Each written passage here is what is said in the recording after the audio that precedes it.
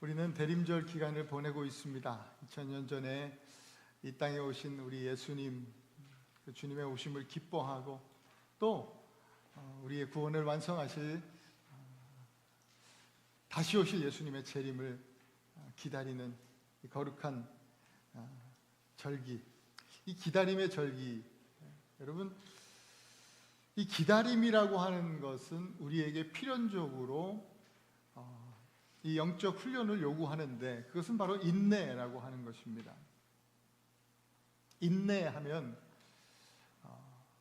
저는 환난은 인내를, 또 인내는 연단을, 연단은 소망을 이룬다는 로마서 말씀이 생각이 나고, 또 더불어서 이 인내라고 하는 단어를 생각하면 도자기를 굽는 그런 이미지가 생각이 납니다. 도자기를 굽는 것은, 명품 도자기를 만드는 일은 대단한 인내가 요구가 됩니다. 좋은 흙을 구하기 위해서 땅을 파야 하고, 또 흙을 퍼내야 하고, 그리고 거기다 물을 붓고 계속해서 걸러냅니다. 쳐댑니다. 그래서 좋은 진흙을 만들어내는 거예요. 그 과정만도 쉽지가 않습니다. 그리고 진흙이 준비되면 이것을 필요한 만큼 물레에 올려두고 물레를 돌립니다. 막 흔들리면서 빠르게 돌아가는 물레 위에서 또 장인은, 이 도공은 이 진흙을 눌러서 모양을 만들지요. 이 원하는 모양이 만들어지기까지 계속해서 빠르게 물레는 돌아갑니다. 진흙 입장에서는 정신이 하나도 없을 것 같아요. 그러나 그 시간을 또 견뎌내야 합니다. 그렇게 모양이 잘 잡히면 또 거기서 끝나는 것이 아니라 그 만들어진 모양이 난 그 자기를 햇볕에다 말려야 합니다. 그 마르는 과정 속에서 금이 가기도 하고 또 부서지기도 합니다. 그럼에도 불구하고 그 시간을 견뎌야 해요. 그리고 나서 색을 입히죠. 칠을 하고 그림을 그리고, 때로는 이렇게 조각할 끌로 이렇게 긁어내기도 합니다.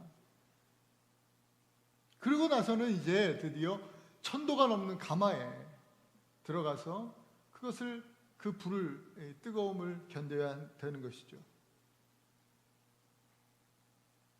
그런 과정을 거쳐서 결국 비로소 명품 도자기로 나오게 되는 겁니다.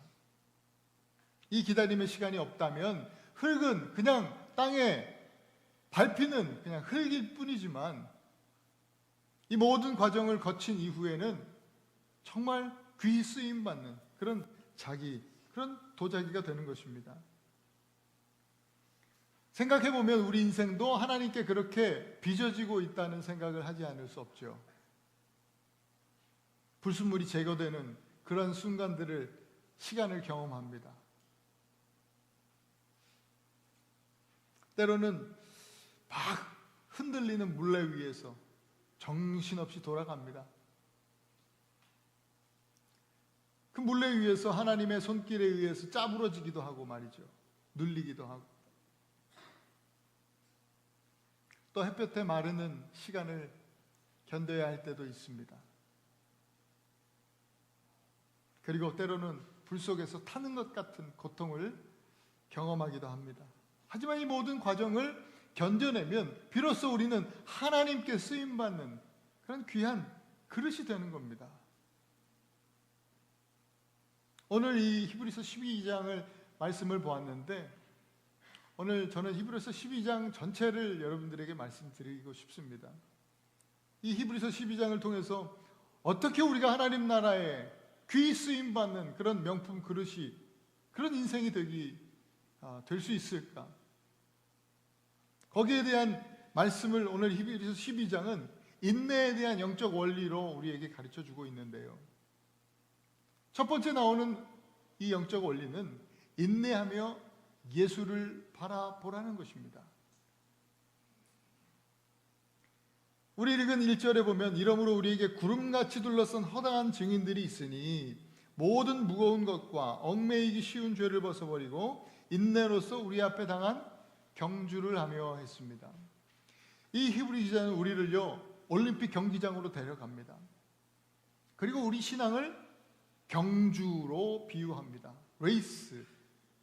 이건 그냥 단순한 달리기가 아닙니다. 이어서 나오는 말씀을 보면 정말 이 경주는요 피 흘리기까지 싸우는 그런 투쟁입니다.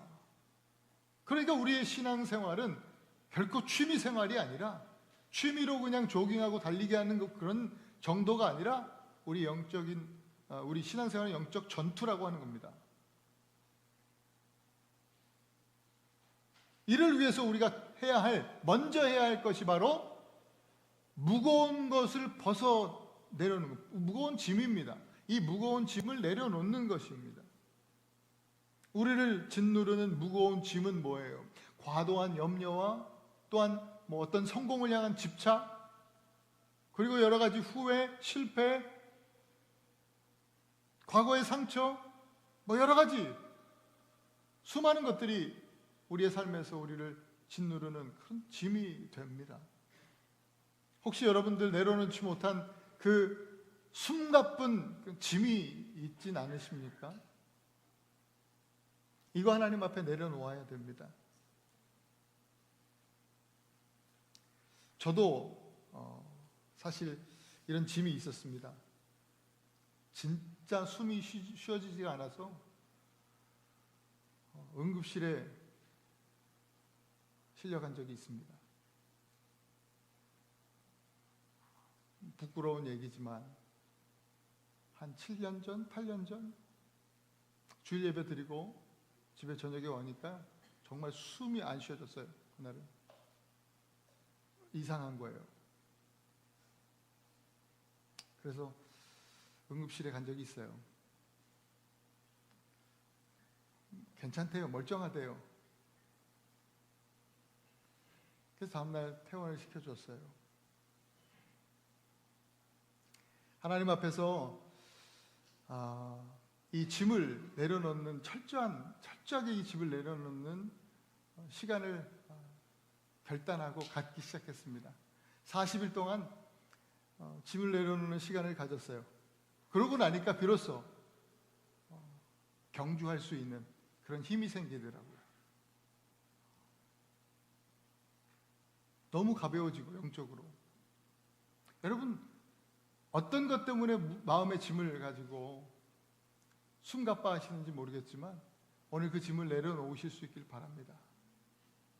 우리 주님이 수고하고 무거운 짐진 자들아 다 내게로 오라. 내가 너희를 쉬게 하리라. 우리가 가진 짐은 우리 주님 앞에서만 내려놓아지는 거예요.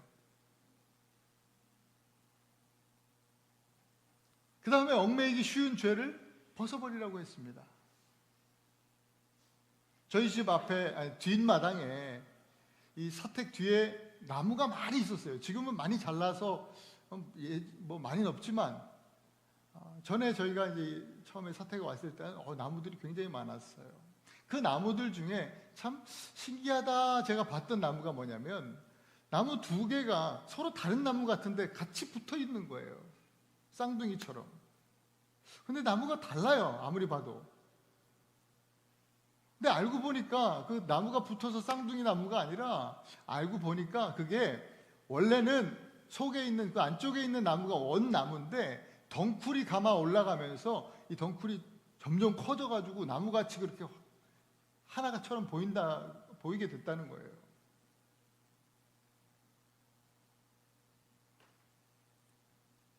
근데 사실은 알고 보니까 그 나무를 벨 때 보니까 그 원래 나무는요, 그 안에 있던 나무가 이미 죽었어요.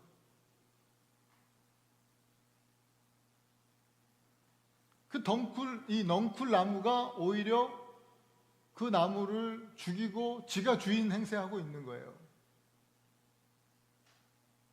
처음에 넝쿨이 감겨 올라갈 때는 쉽게 제거할 수 있었을 거예요. 그런데 방치하고 가만두니까 그 넝쿨이 이 나무의 영양분을 다 뺏어 먹고 자라지 못하게 하고 열매를 맺지 못하게 하고 결국은 그 나무를 죽게 만드는 것이었어요.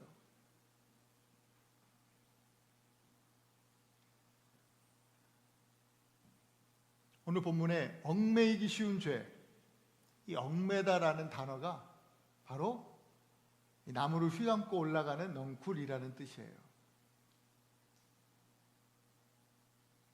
이 넝쿨을 방치하면 나무가 시들고 열매 맺지 못하고 결국 죽게 되는 것처럼 이 얽매이기 쉬운 죄가 우리를 병들게 하고 우리를 열매 맺지 못하게 하고 결국 넘어뜨려서 죽음에 이르게 하는 것입니다. 우리는 저마다 쉽게 빠지는 죄가 있잖아요. 이 정도는 괜찮겠지. 뭐 다 그러고 사는데 하고 그렇게 생각하면서 짓는 죄 말입니다. 우리는 이러한 죄를 직시하고 인정하고 하나님 앞에 회개하고 벗어버려야 됩니다. 그런 다음에 2절 믿음의 주요 또 온전케 하시는 이인 예수를 바라보자라는 거예요. 짐과 죄를 벗어버린 후에 이제 주님을 바라보는 겁니다. 여기 믿음의 주로 번역된 헬라어 아르케고스라는 말은요, 길이 없는 곳에 길을 내는 파이어니어, 개척자라는 뜻입니다. 그리고 다음 이어지는 온전하게 하시는 이 텔레이오스라는 말은요, 경주를 마무리하는 완성자, 피니셔라는 뜻입니다. 그러니까 예수님은 어떤 분이시냐? 우리의 믿음의 개척자, 시작이시고 완성이 되신다. 우리의 믿음의 시작이요 완성이신 처음과 끝이신 예수 그리스도만 바라보자 라고 하는 말씀입니다. 한번 따라합시다. 예수를 바라보자. 그것이 우리가 예수님을 바라보아야 하는 이유죠. 우리의 믿음의 시작도 끝도 우리 예수님이시다. 우리는 짐을 내려놓고 또 죄를 벗어버리고 우리의 시선을 예수님께 고정하면서 나아가야 합니다. 그것을 실패한 베드로, 물속에 빠져가는 베드로 이야기를 여러분 들어보셨잖아요. 바람이 불어서 땀에 바람이 맞으니까 시선을 잃어버리고 이내 예수님을 향한 시선을 잃어버리니까 두려움이 확 들어와요. 물속에 빠져가는 겁니다. 파도가 치니까 파도의 시선을 빼앗기고 빠져가는 겁니다. 여러분, 파도를 바라보는 것이 아니라 파도 위를 걸으시는 예수 그리스도를 바라보실 수 있기를 축원합니다. 그것이 우리의 신앙입니다. 파도가 칠 수 있어요.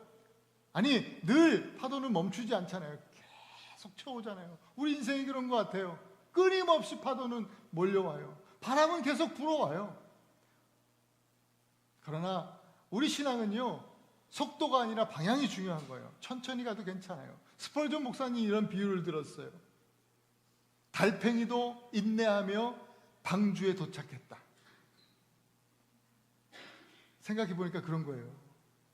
아, 그렇구나. 달팽이란 놈도 인내하면서 그 방주에 달팽이가 오기까지 기다려줬을 거 아니에요. 저와 여러분 인생이요, 달팽이처럼 느려도 좀 괜찮습니다. 조급해하지 말고 믿음의 시작이고 믿음의 완성이신 예수 그리스도, 구원의 방주신 예수님만 바라보면서 인내로 경주하는 우리들이기를 간절히 축원합니다. 두 번째 원리는 인내하면서 징계를 받으라는 말씀입니다. 인내하며 징계를 받자. 신앙생활 하다 보면 예상치 못한 어려움, 고난들이 있습니다. 시련이 있습니다. 그때 우리는 하나님이 나를 왜 이렇게 대우하시나? 나를 버리셨나? 안 사랑하시나? 이런 생각이 들고 낙심하게 돼요. 그러나 오늘 성경은 분명히 말씀합니다. 12장 5절 6절 말씀 함께 한번 읽어볼까요? 시작. 내 아들아, 주의 징계하심을 경히 여기지 말며 그에게 꾸지람을 받을 때 낙심하지 말라. 주께서 그 사랑하시는 자를 징계하시고 그가 받아들이시는 아들이라 채찍질하심이라. 여러분, 흔들리지 않는 닷새요, 꽉 묶어놓은 밧줄이 있어요. 그걸 당기면 당겨져요? 아니요, 팽팽하게 딱 아마 묶여있어 이게 당겨지지 않습니다. 왜?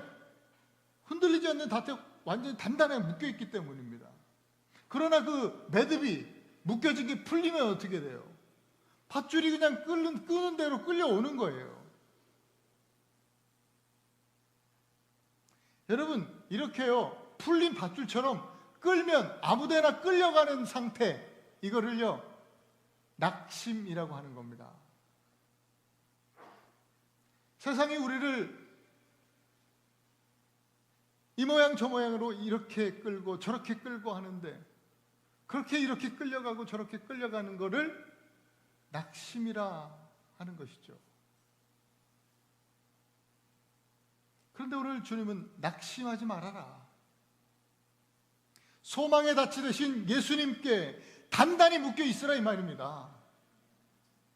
매듭을 풀지 말라는 거예요. 왜냐하면 하나님의 징계는요, 법정에서 재판장이 내리는 어떤 판결이 아니라, 죄인에 대한 판결이 아니라 아버지가 사랑하는 아들을 훌륭히 키워내기 위해서 하시는 훈육이고 교육이고 연단이라는 말씀이에요. 그게 오늘 본문에 나오는 징계입니다. 이어지는 7절, 8절 같이 한번 더 읽어보겠습니다. 7절, 8절 시작. 너희가 참음은 징계를 받기 위함이라. 하나님의 아들과 같이 너희를 대우하시나니 어찌 아버지가 징계하지 않는 아들이 있으리요. 징계는 다 받는 것이오늘 너희에게 없으면 사생자요 친아들이 아니니라. 많은 사람들이, 많은 교인들이요, 하나님 앞에 VIP 손님처럼 대우받기를 원하는 거예요. 모든 요구사항 들어주고 아무런 불편함도 없이 호텔에 들어앉아 있는 것처럼 그렇게 편하고 안락한 그런 삶을 요구하면서 그렇게 있기를 원하는 거예요. 그런데 하나님은요, 저와 여러분들을 호텔에 머물러가는 손님이 아니라 당신의 집에 함께 거하는 아들처럼 대우하신다는 거예요. 그렇기 때문에 징계가 없으면 참 아들이 아니니라 말씀하고 있습니다. 참 아들이 아니니라. 그러니까 징계가 없으면 하나님의 관심 밖의 사람인 거예요. 참 아들이신 예수님은요, 징계를 받으셨어요. 인내하시면서 징계를 받으셨어요. 그게 오늘 읽었던 우리 본문의 2절이죠. 그는 그 앞에 있는 기쁨을 위하여 십자가를 참으사 부끄러움을 개의치 아니하시더니 하나님 보좌 우편에 앉으셨느니라. 예수님의 그 십자가 고통이요, 이 십자가 고통, 이 징계를 어떻게 참으셨답니까? 뭘 위해? 기쁨을 위해. 그 앞에 있는 기쁨을 위해. 십자가는요, 당시에 이 죄인들이 또 노예들이 받는 극한의 형벌이었어요. 가장 수치스러운 죽음의 방법이었어요. 로마인들은 받지 않고 이방인들만 받는. 예수님도 이방인, 로마 사람은 아니었으니까 유대인이었기 때문에 십자가형을 받게 된 거죠. 죄수처럼, 노예처럼. 벌이 벗겨진 채로 모든 사람들에게 수치와 또 조롱을 당하면서 육신적으로도요, 사지가 찢기는 그런 고통, 오장육부가 완전히 찢어지는 고통을 느끼면서 천천히 할 수 있는 한 천천히 피를 흘리면서 죽는 그 형이 십자가형이에요. 아니 도대체 기쁨을 위해서 이것을 참으셨다 했는데 도대체 그 기쁨이 뭐길래 이걸 참느냐 말입니다. 거기 뒤에 나오는, 이 말씀 뒤에 나오는 하나님 우편에 앉는 것, 이 영광, 이 승리, 그것을 위해서 예수님이 십자가에 달리신 거예요? 참으신 거예요? 그게 정말 예수님이 원하는 기쁨이었을까요? 아니에요. 그것을 말하는 게 아니에요. 이 기쁨은요. 예수님이 십자가 지심으로 말미암아, 이 대속의 사건으로 말미암아 구원받을 저와 여러분들을 위한 것이에요. 바로 우리들이 예수 그리스도의 그 기쁨이라는 거예요.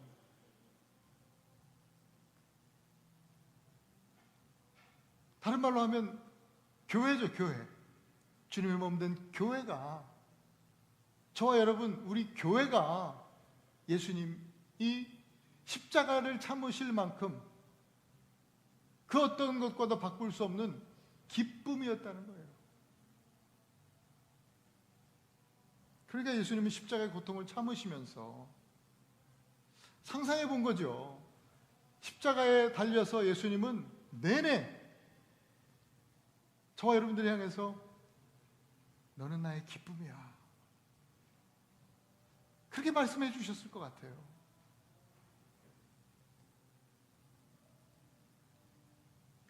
이제 하나님께 우리가 고백해야 될 때 아니겠습니까? 예수님은 우리의 기쁨이십니다. 이제 그 십자가의 은혜로 우리가 구원을 받았으니, 하나님의 자녀가 되었으니 우리도 그렇게 고백하는 것입니다. 한번 따라 합시다. 예수님은 나의 기쁨이십니다. 그리고 우리도 이 기쁨을 위해서 십자가를 참아야 하겠습니다. 예수님이 기쁨을 위해 십자가를 참으셨던 것처럼 우리도 나의 기쁨이신 예수 그리스도 주님을 위해서 우리의 삶에 십자가를 견디는 것입니다. 참아내는 것입니다. 그것이 징계, 오늘 우리의 삶에 주시는 하나님의 훈련과 연단을 받는 우리의 삶의 신앙인의 자세인 거예요. 하나님이 우리를 징계하시는 목적은 분명합니다. 10절 11절 함께 읽습니다. 시작. 그들은 잠시 자기의 뜻대로 우리를 징계하겠거니와 오직 하나님은 우리의 유익을 위하여 그의 거룩하심에 참여하게 하시느니라. 무릇 징계가 당시에는 즐거워 보이지 않고 슬퍼 보이나 후에 그로 말미암아 연단받은 자들은 의와 평강의 열매를 맺느니라. 왜요? 우리를 징계하시는 이유가 뭐예요? 우리를 거룩함에 참여하게 하시려고 하는 거예요. 하나님의 거룩함에 참여하게 하시려고. 하나님은요, 우리가 편안하게 사는 것이 아니라 거룩하게 사는 것에 관심이 있으세요. 여러분들이 돈 많이 벌고 편안하고 잘 사는 거, 거기에 관심이 있다는 게 아니고, 거기에 관심이 있으시지 않고요, 여러분들이 어떤 상황에 어떻게 살든지 간에 얼마나 거룩하게 사는가, 하나님 자녀로서 거룩하게 살아내는가에 관심이 있다는 거예요. 그래서 거룩의 이름과 모양만이 아니라 정말 하나님의 자녀로서의 그 합당한 성품을 가지고 살 수 있도록 참 아들이신 예수님의 성품을 닮아갈 수 있도록 우리를 징계하신다, 훈련하신다, 이 말입니다. 이 훈련과 연단과 이 징계의 결과가 바로 뭐예요? 의와 평강의 열매죠. 이 훈련을 통해서 우리 삶에 의와 평강의 열매가 맺혀지는 거예요. 장인이 도자기를 빚는 것처럼 우리는 하나님께 빚어지고 있어요. 때로는 물레 위에서 막 돌아가요. 정신이 없어요. 막 물레도 흔들리잖아요. 멀미도 나고 말이죠. 햇빛 아래서 말려질 때 너무 뜨겁고 견디기 힘들죠. 때로는 불 속에서 뜨거운 그 불같은 고난을 참아내야 됩니다. 너무나 고통스럽죠. 그러나 이 모든 과정들을 인내하면서 견뎌낼 때 정말 빛나고 아름다운 하나님의 자녀가 되는 거 아닙니까?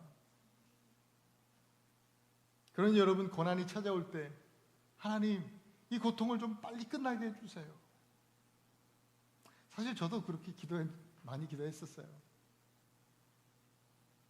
저 허리 수술했다는 거 몇 번 말씀드렸잖아요. 척추가 제게 아니거든요. 지금 쇠가 박혀 있는데 이 척추가 문제가 생겼을 때 너무너무 고통스럽더라고요.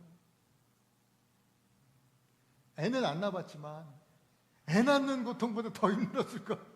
너무너무 아팠어요. 하나님 안 아프게 해달라고. 이러느니 그냥 가는 게 낫겠다고 이런 생각도 들고요. 그랬어요. 수술 받으러 들어갈 때도 뭐 이렇게 이거 죽어도 괜찮냐 이거 사인하잖아요. 아 괜찮다고 막 바로바로 빨리 해달라고 사인했어요. 근데 그때만 해도 제가 되게 어렸던 것 같아요. 어렸고 미숙했고 고난이 올 때 이 고난을 통해서 하나님 빨리 지나가게가 아니라 하나님 이 고난과 슬픔과 이 아픔의 때를 주님 이 시간을 통해서 하나님의 예수 그리스도의 거룩한 성품에 참여하는 그런 시간이 될 수 있도록 해주세요. 그렇게 기도하면 좋지 않겠나 싶어요. 그러한 영적 성숙이 저와 여러분들에게 있기를 간절히 축원합니다. 마지막 세 번째 명품 인생 세 번째 원리는요, 인내하면서 은혜를 받는 겁니다. 이어지는 16절, 17절에는요, 이 히브리서가 에서를 소개합니다. 여러분 에서 아시잖아요. 야곱의 형 에서. 팥죽 한 그릇에 장자권 팔아먹은 이 에서입니다. 당장의 눈앞의 배고픔 때문에 영원한 그 영적인 축복을 그냥 버려버린 사람이에요. 여러분 우리의 삶의 팥죽 한 그릇은 무엇입니까? 하나님의 영원한 가치와 무엇을 맞바꾸려 합니까? 더 높은 사회적 지위요? 더 높은 세상의 부요? 사람들의 인정과 칭찬이요? 아니면 잠깐의 육체적 쾌락이요? 안락이요? 에서는 영원한 축복을 그 일시적인 그런 편안함과 바꾸는 어리석음을 범했어요. 히브리 기자는요, 이 사람을 향해서 망령된 자라고 얘기하고 있어요. 정말 어리석은 사람이죠. 더 안타까운 사실은 뭐예요? 그가 나중에는 이걸 깨닫고 축복을 구했어요. 눈물 흘리면서 잘못했다고 후회하는데 되돌릴 수 없었어요. 버린 것을 다시 주워 담을 수 없었단 말이죠. 회개할 기회를 얻지 못했다라고 합니다. 여러분 우리도 어떤 선택은 되돌릴 수 없잖아요. 그 다음에 이어지는 메시지가요, 시내산과 시온산에 대한 비유가 나와요. 이 비유를 들면서 은혜가 어떤 것인지 우리에게 설명해 주는 거예요. 여러분 시내산은 뭐예요? 모세가 그 산에서 하나님께 율법을 받았어요. 율법을 통해서 하나님과 언약을 맺은 산이에요. 아무나 못 올라가요. 저와 여러분들 같은 사람들은 시내산에 올라갈 수가 없어요. 갔다가 죽어요. 율법을 하나라도 어긴 사람은 올라갈 수가 없는 산이에요. 두려운 공포의 산이에요. 물론 언약과 약속의 산이지만 우리에게는 너무나 두렵고 어려운 산이죠. 그러나 시온산은 은혜로 이 맺은 언약의 산이에요. 믿음으로 예수님과 함께 우리 안에 모든 두려움을 내어버리고 담대함으로 예수님께서 내어놓으신 우리에게 열어주신 새롭고 산 길로 함께 예수님과 오를 수 있는, 하나님 앞에 나아갈 수 있는 산, 그것이 시온산이라고 우리에게 말씀해주고 있어요. 은혜의 산이에요. 우리는 구약시대의 신의 산을 오르는 사람들이 아니라 이제는 예수 그리스도와 함께 시온산을 오르는 하나님의 은혜의 자녀들이다. 히브리서는 우리에게 이렇게 말씀해주고 있는 거예요. 그 시온산이 바로 흔들리지 않는 하나님의 나라다라고 말씀하고 있는데요. 자, 28절 같이 한번 읽어보죠. 시작. 그러므로 우리가 흔들리지 않는 나라를 받았은즉 은혜를 받자. 세상은 흔들립니다. 정치도 흔들리고요. 사회도 흔들리고 경제도 흔들리잖아요. 우리가 인간관계를 맺고 흔들리지 않을 것 같은 그 관계도 흔들리잖아요. 부부관계도 마찬가지예요. 그렇게 언약을 했잖아요. 뭐 검은 물이 뭐 펌뿌리가 되기까지 막 서약을 했는데도 여전히 흔들려요. 관계란 그런 거예요. 나이가 들면서 젊을 때는 몰랐는데 건강도 흔들리잖아요. 멘탈도 흔들리잖아요. 또 우리의 가치관도 도덕과 윤리도 세상의 모든 질서도 다 흔들려요. 그러나 예수 그리스도의 나라는 흔들리지 않습니다. 어느 누구도 흔들릴 수 없어요. 우리는 그 흔들리지 않는 나라를 받은 사람들이에요. 그런 우리에게 필요한 것이 뭘까요?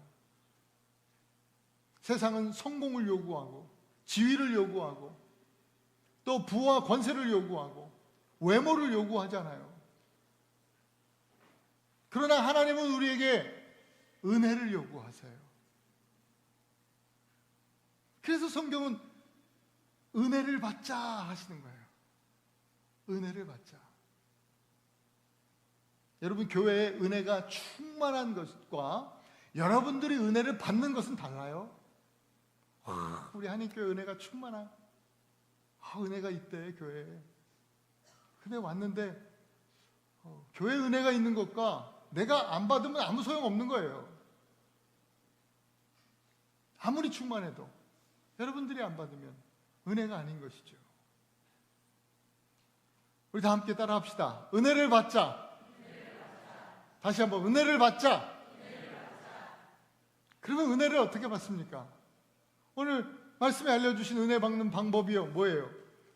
28절 후반부에 같이 읽습니다. 시작. 이로 말미암아 경건함과 두려움으로 하나님을 기쁘시게 섬길지니 또는 감사하자.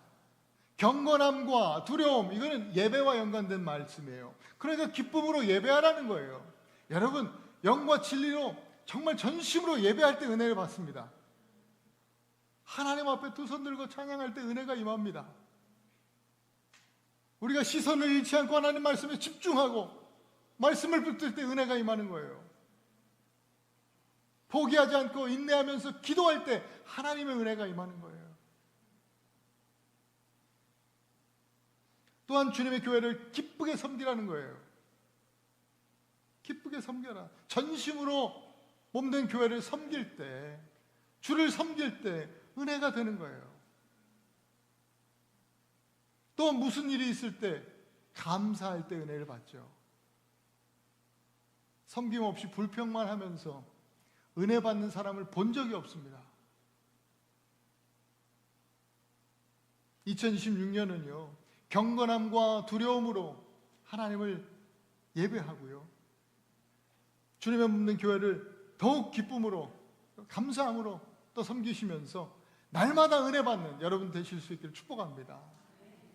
사랑하는 우리 에나바니교회 성도 여러분, 다시 말씀드리지만 하나님의 이 빛나고 아름다운 이 그릇으로 우리가 지음받기 위해서는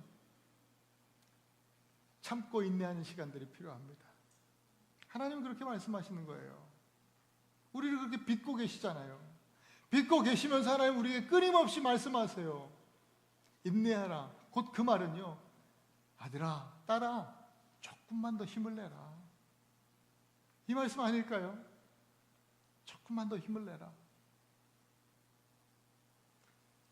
12절, 13절, 히브리서 12절, 13절 우리 같이 한번 읽어봅시다. 시작. 그러므로 피곤한 손과 연약한 무릎을 일으켜 세우고 너희 발을 위하여 곧은 길을 만들어 저는 다리로 하여금 어그러지지 않고 더욱 낫게 하라. 조금만 힘을 내라. 피곤한 손과 연약한 무릎을 일으켜 세우라.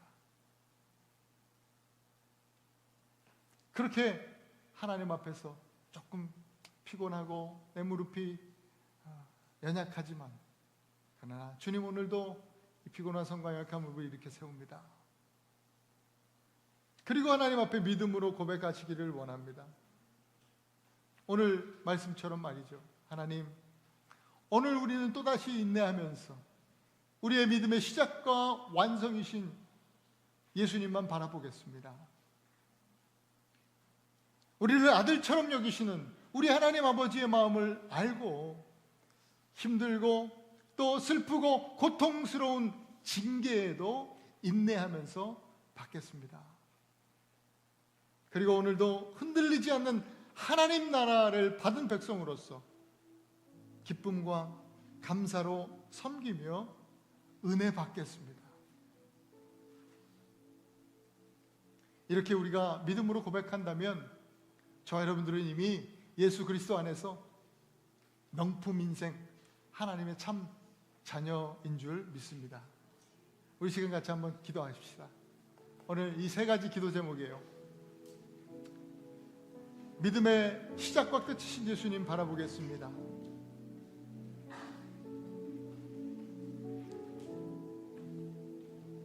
힘들고 정말 어려운 징계도 믿음으로 인내함으로 받겠습니다. 흔들리지 않는 하나님 나라를 받은 백성으로서 기쁨과 감사로 섬기겠습니다. 하나님, 그렇게 인내할 수 있는 힘을 더하여 주시옵소서. 조금만 더 힘을 내게 하여 주시옵소서. 같이 하나님 말씀 붙들고 이 시간 기도하십시다. 기도합니다. 좋으신 하나님 아버지,